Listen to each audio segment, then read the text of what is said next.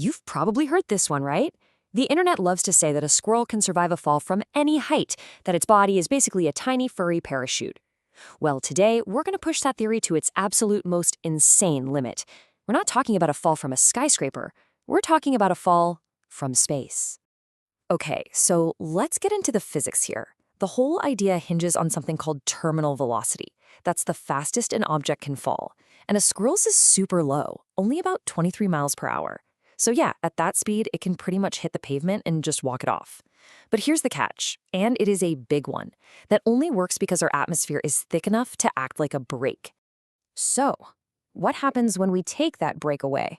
What happens when our little squirrel starts its journey 500 kilometers up, way out in the near vacuum of the exosphere where there's basically no air? Well, let me tell you, the entire rulebook gets thrown out the window. See, down here on Earth, the air is thick. It pushes back and creates drag, which is what limits your speed.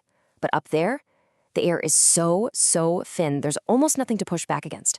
So our subject isn't just going to gently float down, it's going to accelerate and keep accelerating, building up terrifying speed.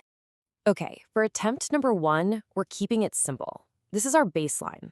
Just one standard squirrel, no gear, no help. Pure science.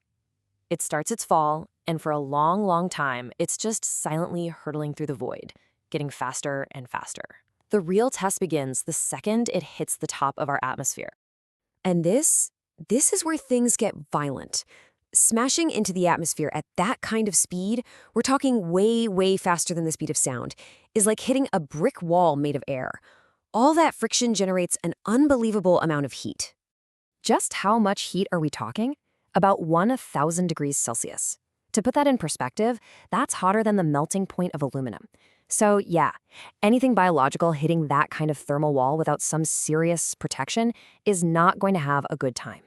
And the result? It's instantaneous. The squirrel just vaporizes. Gone. Turned into superheated gas by the sheer friction of atmospheric entry. The squirrel did not survive. Oh my God, no! All right, so attempt 1 was a catastrophic failure. Clearly, thermal protection is a must. For attempt 2, we're bringing in some tech, a tiny, armored spacesuit for our next subject.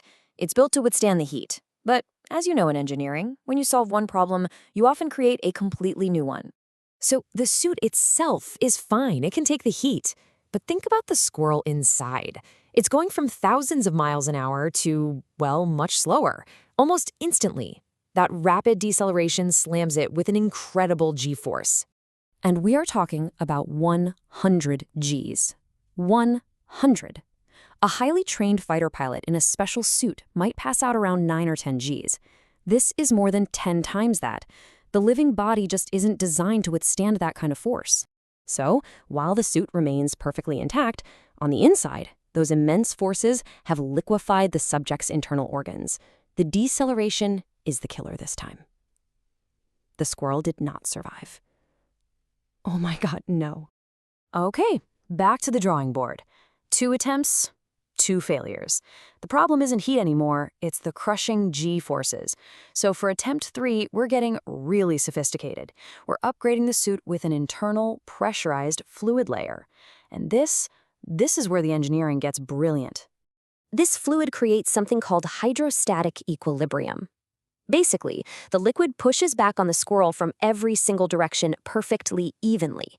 It's like being suspended in a protective gel that distributes the G-forces so the squirrel's body doesn't get crushed. It's an amazing solution. G-force problem solved. And it works. Our squirrel, cozy in its liquid cushion suit, survives re-entry. It slows down, but it still has to land. And even at a lower speed, it's still carrying a ton of kinetic energy on impact.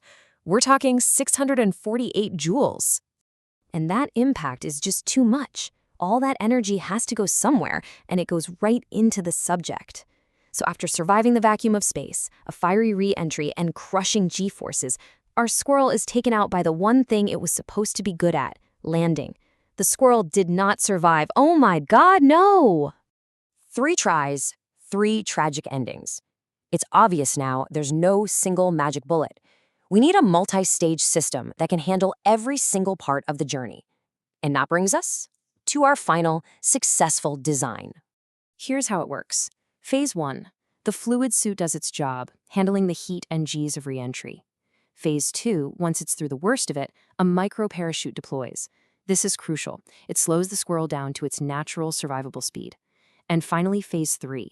Upon landing, the fluid cell itself vents, acting like a final airbag to absorb the impact. And there it is. Every single problem engineered away. The heat, the G-force, the velocity, the final impact. With this three-phase system, our squirrel completes its 500-kilometer fall and lands safely. Biological integrity is preserved. We did it. So, we've proved it's technically possible. But, in the world of engineering, that's only half the battle. The other half is asking a much colder question. Does it make any financial sense? Let's look at the bill. The custom hardware, the shielding, the fluid system, life support, the parachute comes to a grand total of $215,000. And the cost of the subject itself? About $200. And that includes a full vet checkup.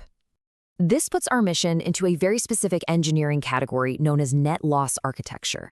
It's really just a formal way of saying that the project is a glorious, magnificent, and economically unjustifiable waste of money. The cost to save the squirrel is over 1,000 times its replacement value. And so, our incredible engineering journey comes to an end. We've designed a $250,000 suit to help one little animal achieve the impossible. It has survived the ultimate fall. After surviving its incredible journey, the squirrel climbs out of its state-of-the-art landing craft, climbs the nearest telephone pole, and is immediately electrocuted by a power line.